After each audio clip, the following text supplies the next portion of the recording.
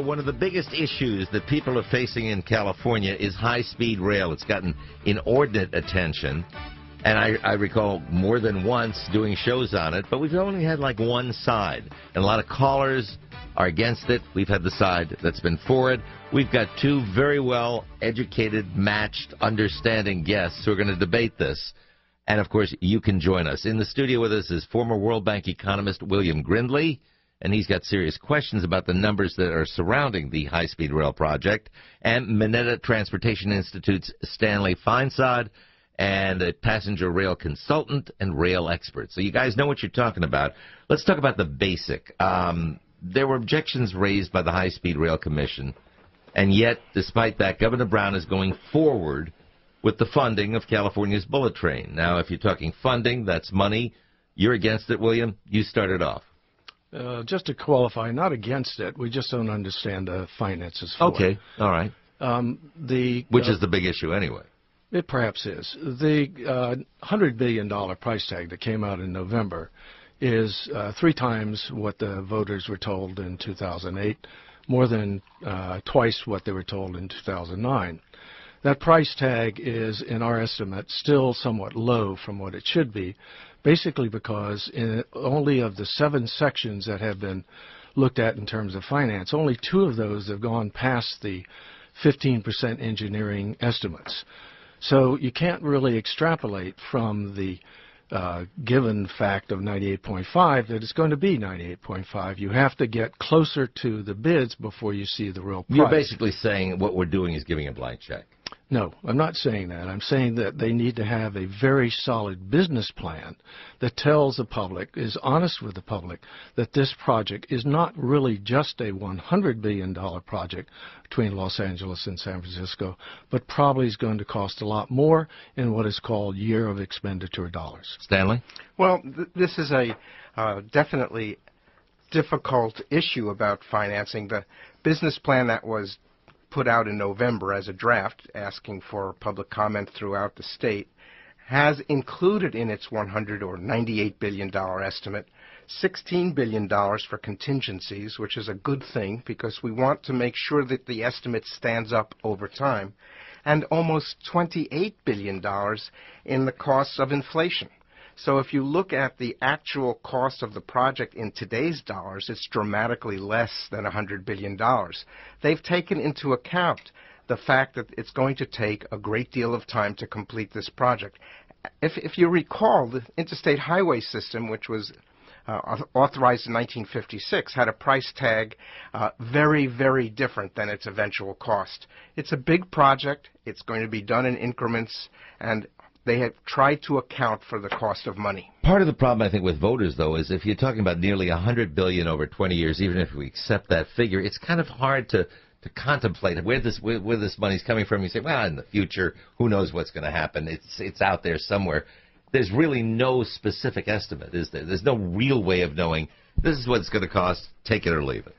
Well, we know the amount of money available today. The voters provided $9 billion, the federal government almost $4 billion. We know that the first project in the Central Valley will cost approximately $6 billion. And it won't be long before we know how the bids compare to that estimate, because the bids will be in just a little while, and we'll have the first indication about how good these estimates are. Part of the problem that we have is that, yes, the federal government's provided $3.3 billion. The state has yet to approve $2.57 billion to match that, so roughly $6 billion, as Stan said. Our problem is that ICS, the initial construction sector, which goes from Merced towards Bakersfield, is really running track parallel to existing passenger rail track. In fact, the authority is really quick to admit that there is no rolling stock and no electrification on that track, and they can't get all the way to Bakersfield with their $6 billion. So we have labeled that the no train to nowhere. More importantly, the entire public investment, front-end, upfront risk, before we get a section which is going to have any revenue that is countable, actually, is called the initial operating sector. And that is supposed to come perhaps either to up to San Jose or go south from Bakersfield. That will require a total of $31 billion of federal and state money upfront, all risk, before a private dollar goes into it. My question to Stan is, how do you know what the federal government's going to do in terms of giving money in the future? You don't. You have some risk with respect to the future funding of this project. But look, we have an infrastructure problem in the United States. In fact, both in the Senate and the House this week, they're marking up transportation authorization legislation. We have to have a vision for the future. We have to plan for the incredible number of new Californians that are going to show up. We are going to spend money for infrastructure in the state of California. We will either do it with highway lanes, with airport capacity, or we will try to do it with high-speed rail, which will fundamentally alter the way transportation works in intercity in California. By the way, quick yes, no question. Any of us going to be around to see it when it's finally done? 808-0810 if you'd like to talk high-speed rail. Any questions, any comments? 808-0810, that's the number. Ron Owens, KGO, it is 1011. 1016, Ron Owens on KGO. We're talking high-speed rail. In the studio, Stanley Feinsod, William Grindley, and on the phone, John in Richmond. Lead us off. Good morning. Hello? Yes, Hello? Go ahead, John. Yes. I have a question is, why can't we run the high-speed rail on I-5 and have it meet BART in Livermore or Tracy and save the money of going all the way to San Francisco? It's a good question. We have infrastructure problems all over the state. The problem is that high-speed rail requires its own right-of-way, and the curvatures on I-5 will not permit the trains to go at the 200 miles an hour that we hope that they'll be able to go on. We need dedicated right-of-way, and it needs to be dedicated to passenger trains. It can't be right-of-way that freight trains are also using. So they did look at all of the alternatives in terms of right-of-way, and the decisions that they made seem to be good ones. William? Well, yes, I agree with Stan, except that the voters were told that the train would enter the San Francisco Bay Area in the Altamont Pass. Somewhere shortly after the voters approved a ballot, it suddenly entered through the Pacheco Pass, a longer, more expensive route. So you have to face the fact that whatever the decision process was that made that did not agree with what the voters approved. We watched and observed a very detailed environmental impact analyses. And the decision-making on the environmental impact had to take into account the construction of new rights-of-way. The Altamont Pass right-of-way is still part of the High-Speed Rail Authority's plans for the Bay Area. All right, quickly, William is saying that's not the case. It hasn't been mentioned in 3 years. We go to Bill in San Jose. Whoops, I hit the wrong button. Whoops, that's my fault. Not my mistake. Rob is calling from San Francisco, and Rob is gone. Let's try, who do we go to next? We got all the lines are lit. Everybody's got questions. Let's try Al. Al is in Santa Clara. Good morning, Al. Al, are you there? Yes, I'm here. Go ahead. I'm going to say you did that pause just to get me going. Anyway, go ahead. Okay, well, we were talking about it last night over poker, and our little think tank, while we're playing cards, usually solves all the problems of the world.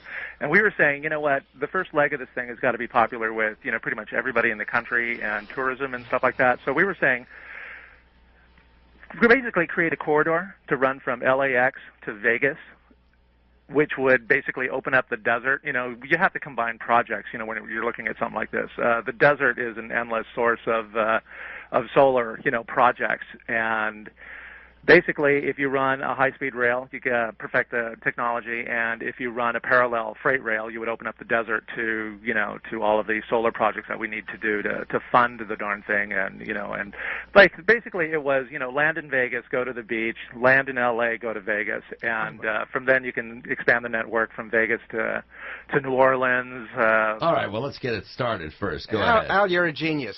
The project is called Desert Express. It's a privately financed project with federal loan guarantees, and it's going to go from Barstow to Las Vegas, and it's well underway, and it does that. Let me ask a basic question. Why were the initial costs as low as they were? I mean, how come they kept rising the way they have? Personally, I think that it's not unusual for a project like this, a mega infrastructure project, to have pricing changes over time because of the cost of money. As I said, of the $98 billion, almost $30 billion is basically the cost of money in a protracted implementation plan. I think that the more definitive analyses has given more definitive answers to construction requirements. All we have to do is look out of the window at the Bay Bridge, whose overrun now is only 5 times the original estimate. It is a shame. It is a shame on California to have allowed that to happen. 808-0810, if you'd like to jump into the discussion, we are talking high-speed rail. 808-0810, KG Radio Time, 10:21. Does this music? He's always great. Anyway, Ron Owens on KGO. High-speed rail debate. We go to David in Alameda. Good morning. Welcome to KGO. In the studio, William Grindley and Stanley Feinsod. Go ahead.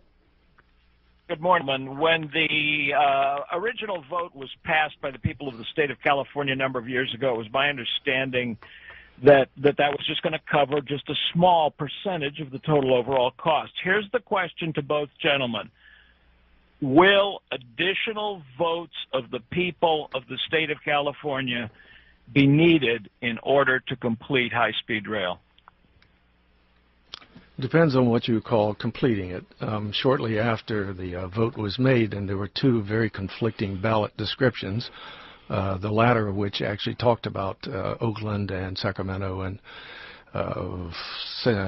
where else? Oh, San Diego being destinations. Shortly after that vote was made, the decision to only go San Francisco to Los Angeles came out in their 2008 business plan. So the entire system, which would include all 6 cities, is the Phase 2, I believe, as the authority refers to it. The cost of that is not in the new business plan. The cost of that was originally told to the voters in the second of those ballot descriptions to be in the order of $45 billion. So you can imagine what that might be today. Well, I don't disagree with what was just said. I do think that the $9 billion is supposed to match federal funds, so that potentially is $18 billion, and there will be private sector contributions to this project, estimated today at $11 billion. So certainly the full funding is not yet available. Well, I guess what gets to me, if I think politics, you have no idea what the composition of the legislature or the governorship in California will be in the future, what the president or the Congress will be. So how do you make these presumptions? Because especially economically, these 2 parties have very different points of view. You're trying to get something done. You're trying to do something very important for the state's infrastructure. You're starting with a significant amount of money, and you're basically hoping for good things in the future from the federal government and from the state government. California won't always be bankrupt as it is today. I have great optimism for the state of California. That's why I'm here. And we're going to see this project change fundamentally the way the economic development of the state is shaped and the way people travel. Thanks, Stan. Yesterday, actually, in the House of Representatives of the United States Congress, high-speed rail, as part of the overall capital development projects for the next 6 years in transportation, high-speed rail has hit a very bad bump. If it's not zeroed out, it's just about to be zeroed out. The coalition to build the northeast high-speed rail corridor consists of 18 senators and 96 House of Representatives members. Do you think that the federal government is going to not weigh in with those votes and that kind of politics and give California any more money? Just to also speak about the original $11 billion, the present $11 billion, that $11 billion is supposed to come to the authority on a discounted cash flow basis, not in the first segment, which is called the initial construction sector, nor the second, which is the initial operating sector, but in the third, by which time the federal and state government will already have risked nearly $50 billion up front. And I also have to ask, why is it with the state discount at 11% when they can go out and borrow at 6% to get the same money and still have the cash flow from the inside?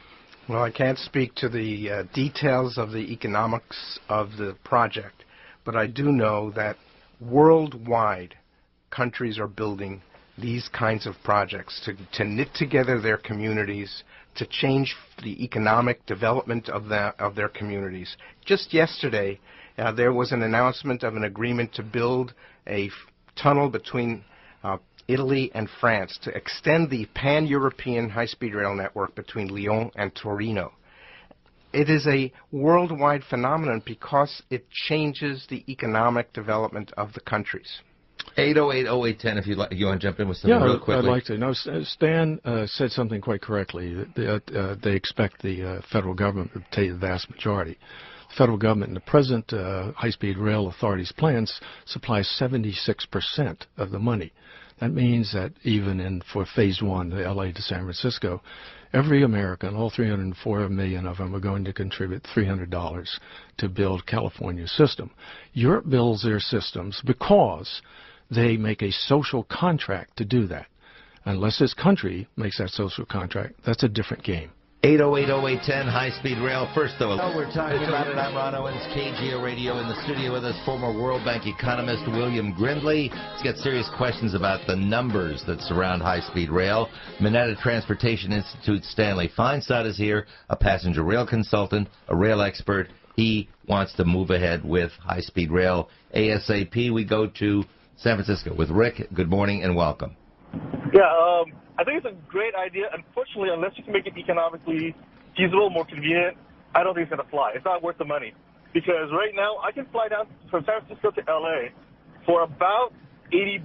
Unless you can beat that price, I'm not going to bother. It's my business. And it's going to take me longer. And before you say, oh, no security lines, first idiot that brings a gun on there, we have TSA on security again. So you're not going to be faster. You're going to be slower.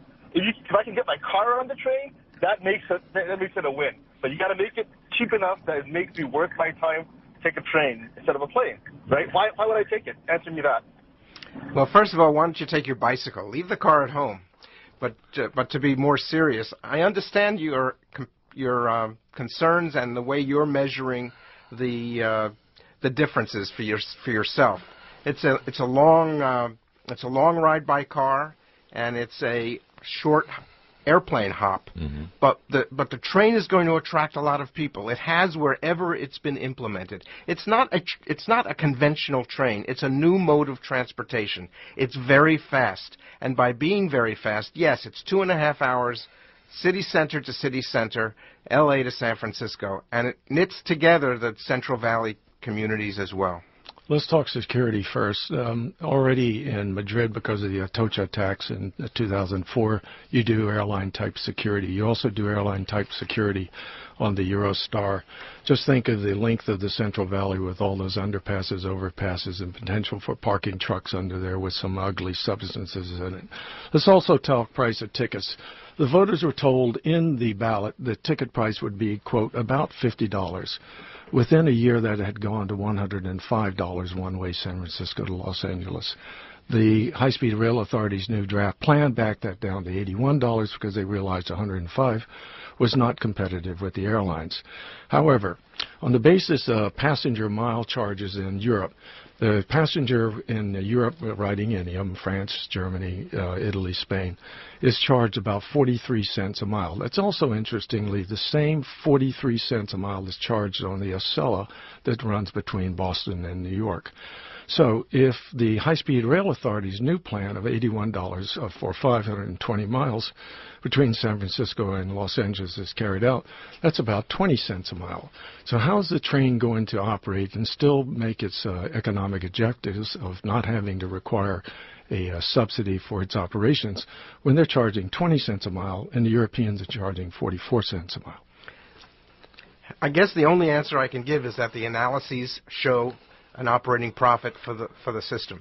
I think today we can look forward to what it's really going to cost and say we really don't know, because the competitive environment will change. It always does, and that's the blind check aspect I asked about before. Well, I don't think it's. I'm talking about operating costs. Mm-hmm. I think every time this mode has been implemented, the operating costs have been covered by the riders. no matter what's been charged. Not true, William? And True. I just want to point out, William's statement does tell us something. In Spain, there's high-speed rail. In France, in Italy, in Germany, in the UK. They just approved HS2, which will extend high-speed rail from London north to the northern cities of the UK. It's a pan-European network, and it has changed everything. But you say not true. No, I say not true to the passengers pay the cost of the miles. I think the European systems are wonderful. In fact, I've written an article that appeared last year in the Financial Times that told every European to ride the systems and accept this gift of their countrymen. They're all subsidized. The national governments pay all the capital costs of those systems, and the national governments pay much, if not most, of the operating cost. They move it around under different corporations' names. They call them SNCF or RFF in France or AVE or whatever in Spain, but they are ministries of the government. Okay. Now, on the issue of what we have to do to transform the United States, well, the Europeans are willing to pay 44 cents a mile because their internal airlines are still controlled by the states, and they charge 45, 46 cents a mile. In between, you might notice in Europe the new gang of intra-European, meaning who is it, EasyJet, Ryanair, etc. They travel for incredibly cheap prices, but only between countries. All right, we have that same situation in California. We have 7 airlines in this state who compete fiercely for clients between Los Angeles and San Francisco. They can subsidize, cross-subsidize California's routes by their national routes and just wipe this train off the map in 1 year. Charles, calling from Fairfield, good morning. Hi, just a comment. It looks to me like all the cement for this project, all the steel from this project are probably going to come from China. The rail cars are probably going to come from Canada. Kind of makes the price of this unpredictable project, real variable. It's likely to balloon just like the project, the Bay Bridge project. Just a comment, Ron. Thanks. I'll take my answer on the air. Charles, you have you're putting your finger on an important point. Under the federal rules that pertain to the use of federal funds, all of the goods and services need to be purchased from American companies and manufactured in America by American employees. We're talking about the status of high-speed rail. We're debating it in a sense because we've got 2 people, William Grindley, who says, the numbers aren't right, and Stanley Feinsod, who says, hey, this is the best we've got, let's go do it. 808-0810 is the number. When we come back, got some emails, got some tweets, much to do with you, too, at 808-0810. Rob, on high-speed rail. Let's go and take some tweets, some emails, and the like. Dustin tweets, I'm all for high-speed rail, but build convenient local transportation systems first so I can get the high speed from everywhere. And that's the genius of the European system. 150 years ago, the Europeans built trolleys, subways, and buses, etc. And those systems feed and fed into their conventional rail systems. And the genius of the French was to take that feeder system in Paris, Lyon, their other major cities, and increase the speed of the train between Paris and Lyon to, not the train bleu, but now the TGV, right? And the TGV between Paris and Lyon. TGV. Oh, TGV. Sounds very pretentious, yes. but go on. Go on. Anyway, the Paris to Lyon TGV is one of the only 2 of the high-speed rail sections in the world that actually make money. The other is Tokyo, Osaka. So they simply, in Japan and Europe, upgraded already heavily trafficked routes. We're going to do that here? Well, we're talking about urban connectivity. We're talking about the urban public transit system. And look what's going on in the Bay Area. We have BART being extended to Berryessa. We have a new rail line coming in from Sonoma and Marin. We have an extension of Muni to the south. You have a huge amount of wonderful public transit investments that are going on right now in the Bay Area. The connectivity to San Jose will be incredible. What's interesting is Alan in Fremont emails, listening to this debate, I'm glad we didn't have people arguing bean counts in the past. We wouldn't have any of our bridges, BART, the interstate highway system, or any large-scale project which we take for granted today. Most of the world uses high-speed rail we sit and argue things to death. I love you, Alan. I mean, the fact is that we are going to look back with gratitude to Jerry Brown and the visionary leaders of California who bite the bullet and make the investment and bet that the money will come and the people will come as well. And so the Field of Dreams is built. It worked. Good quote here. This one comes from B, who emails, question for the guests. If rail is such a great idea, why don't private monies fund it and make it a private enterprise? Private rail got out of the passenger rail business in the 1970s for exactly that reason. There was no profit in the business. Hauling freight is a profitable business. Warren Buffett bought Burlington Northern Santa Fe last year, controlling interest. They make money. Freight carries America. Freight is extremely profitable and carries the goods of this country. Passenger rail is an idea that was not good in the 60s, went bankrupt in the 70s. No thought? I see passenger rail in a renaissance in the 21st century. All right. Knitting together Americans' major activity centers. Anne says, I'm so glad you have this topic. I'm for it, but I read this, and she quotes from the San Jose Mercury News. In an extremely unusual use of taxpayer money, the leaders behind California's $99 billion high-speed train quietly hired a lobbyist to sway the legislature, the same politicians who appointed them to build the project in the first place. Is that true? Because if it is, it sounds pretty weird.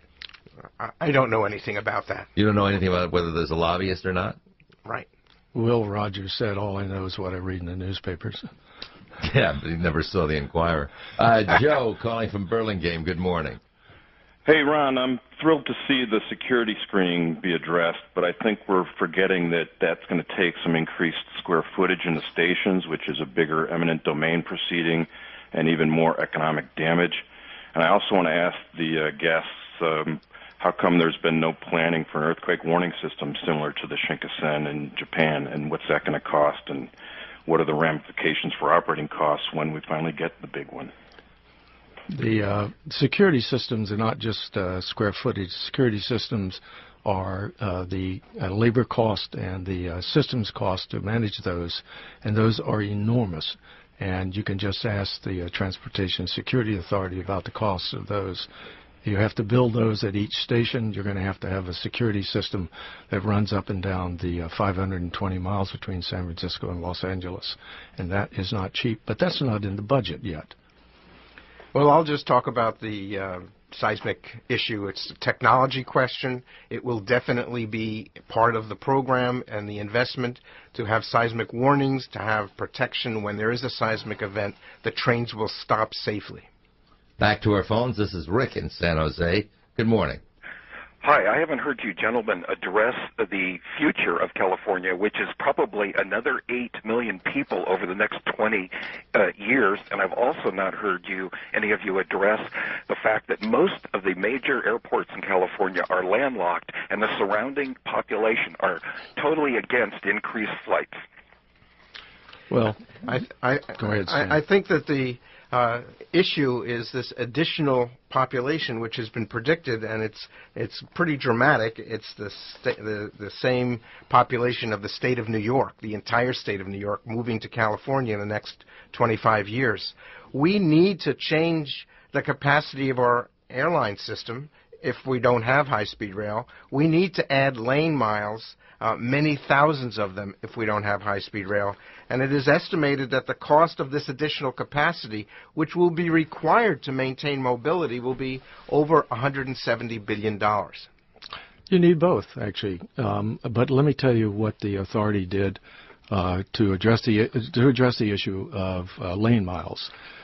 Their numbers for the year 2030 for passenger ridership are around 40 million, a highly discredited number already.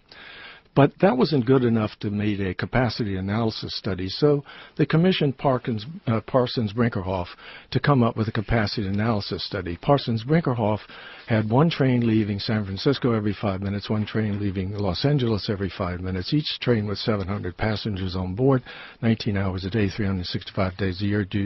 You do the math, that's 116,580 million passengers per year, not 40 million passengers a year. And then they geared their capacity analysis off of that.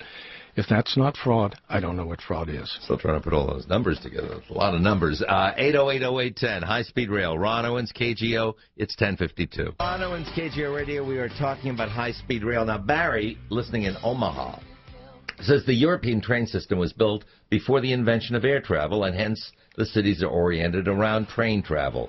Stop comparing it to Europe.